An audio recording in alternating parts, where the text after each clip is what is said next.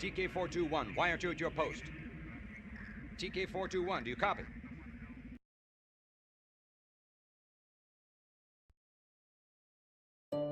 Hello, this is Pilot TK421, leaving my post to bring you a post. Alright everybody, I'm here in the First Descendant, and I just recently unlocked a character, that's this one here.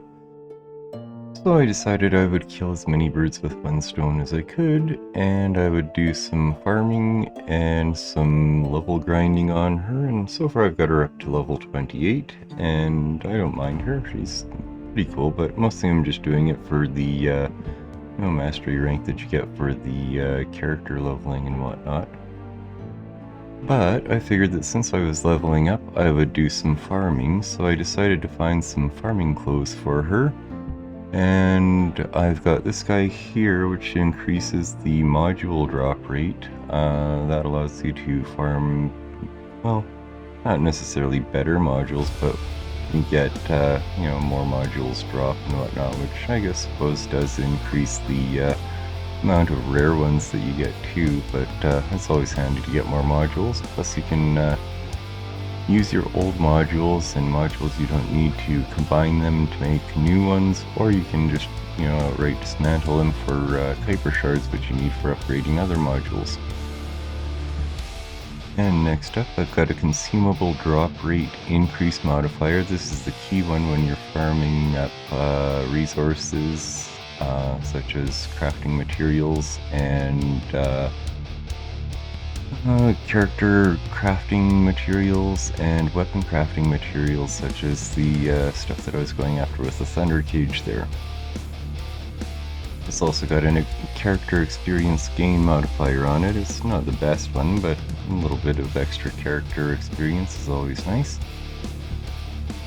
And on this one I've got a gold drop rate increase modifier, so I'll get more gold dropping from enemies, and a firearm proficiency gain modifier, so that I'll gain firearm proficiency levels a lot faster. Well, not a lot faster, but a bit faster anyway.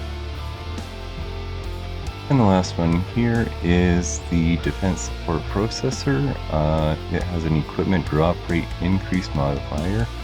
I do try and find the components that have the highest drop rate modifiers on them, but as you can see, I've got some lower ones here if I'm trying to grind out both firearm proficiency and gold, or say both Kuiper shards and modules. I think there's 2 per piece of equipment that you can get. Like this one will always have the module drop rate increase modifier possibly on it, as well as the Kuiper shard drop rate modifier. The sensors will normally have consumable or character experience gain if they do have them. If you are lucky enough, you can find them both. And same with the gold drop rate and firearm proficiency gain modifier, which is found on the shield units. And these ones are pretty much locked to the equipment drop rate increase modifier. On whether or not it appears on them is a different story. You'll have to search for through your inventory to find them, but the other one that is nice to get is one that allows you to put things from farther away. Item acquisition distance increase modifier. You don't have to get as close to the equipment as you do with not having it, and it'll pick it up.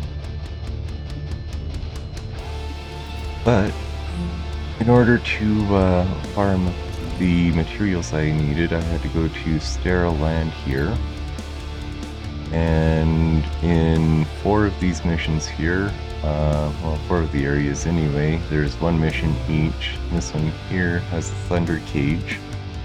It's got a 20% acquisition chance or drop rate, which does get increased a bit by the drop rate modifier that I do have on there. Overall, I didn't spend too much time. I think maybe about an hour and a half. I ran 3 different runs through here, about half an hour each, and it seemed like on average I would get one of the modules that I needed, well, one of the components that I needed in about 30 minutes. One about every 30 minutes, I'd say. The next one is the Thunder Cage nanotube here. This one was a little bit harder to get. For some reason, it seemed like I needed to do about 7 missions before it actually dropped one, but it did actually drop them after around 7, and when it did, it seemed to drop them back to back, and then it took about another 7 to go through. This one here, I'd say it was just about the same, except it was more like 4 or 5 missions and I was able to get one type of thing, but it also depends, I think, on how fast you actually go through them. I think the faster you do them, the better the rewards you get. Might be a possibility, but I'm not sure on that. And then the next piece was this one here, the Thunder Cage synthetic fiber. This one actually didn't do too bad for drop rates. It was actually, I'll kind of say that all of them seemed to drop within about 30 minutes of starting. You'd get at least one component type of thing. Sometimes they'd be back to back in missions. Do one mission, get one, do another mission, get one, and then it'd take a few more for you to get one, but yeah, and then the last mission here was this one here for the actual blueprint itself. Just a fun note is I did have to grind up 3 sets of components to make 3 different Thunder Cages.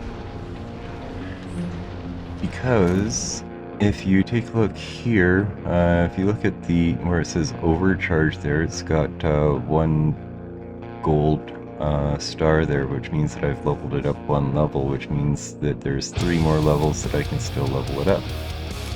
So that's why I went through and I built 3 more Thunder Cages so that I can merge those with this one to boost the what they call the unique ability on the legendary weapons or ultimate weapons. The only way you can upgrade them is by doing this here.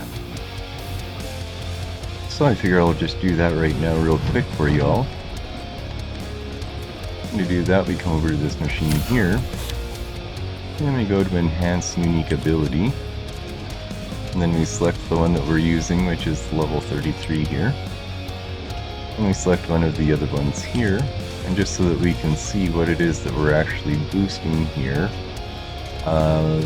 it will basically increase the reload time, well, decrease it I should say, by 10%. It will also increase the trigger rate to 80% chance on killing an enemy that the electric shockwave will trigger. And it also increases the radius by 4 meters, and the firearm damage, I think it remains the same. It might be an addition, I'm not sure, but we'll just go ahead and enhance that.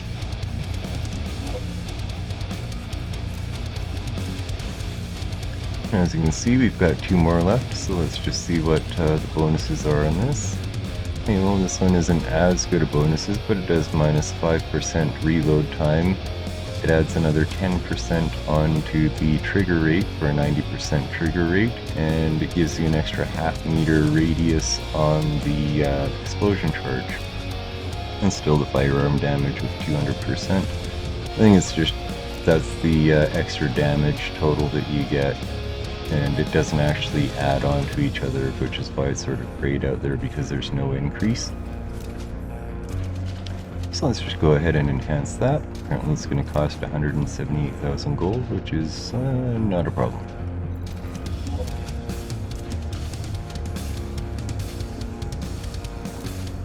And we've got 1 more to do, so might as well do that.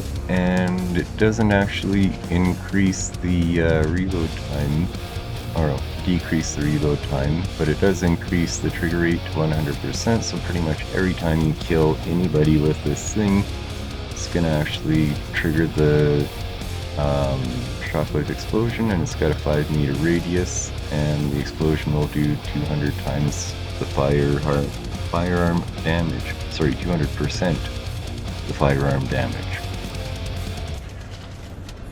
So let's just enhance that. And now as you can see, we've got it fully leveled up, and the overcharge should be doing a bunch of damage and whatnot. If you actually want to check out and see what the actual stats are now, F1 for details. And here you can see all of the different stats that the weapon now has. One thing I will note is SMGs are actually really handy for really fast characters like Bunny, just because of the fact that you get a really high movement speed while aiming, firing, and just holding the weapon while you walk. If you were to say use, let's just check it out here. This is an assault rifle. And if we check it out here, movement speed 525, while firing is 345, and movement speed while aiming is 255. I'm sure that'll slightly increase as I do level this one up, but as you can see, you get very little movement speed penalties by using the SMG, which is kind of key for weaker characters that are a lot faster because they can't take as many hits and they need all the evasiveness that they can. But that's about it for this one here. I don't think I have anything else that I want to go over. I just wanted to point out that about the ultimate weapons, how to go about that, and some of the stuff about the external components. Fun fact, I do have a second set that I've marked with a D here, which are the ones that I use for defensive purposes for like advancing story and whatnot, because it gives you the most defense out of all of the module or external components that I have. I just use a different, favorite emoticon thing here, just to differentiate between the ones that I use for like going out looting and the ones that I use for actually advancing the story. Yeah, like I says, I do believe that that is about it for me. So I think for now, I will just say take care, stay safe, have fun, and hopefully I will see you in game sometime.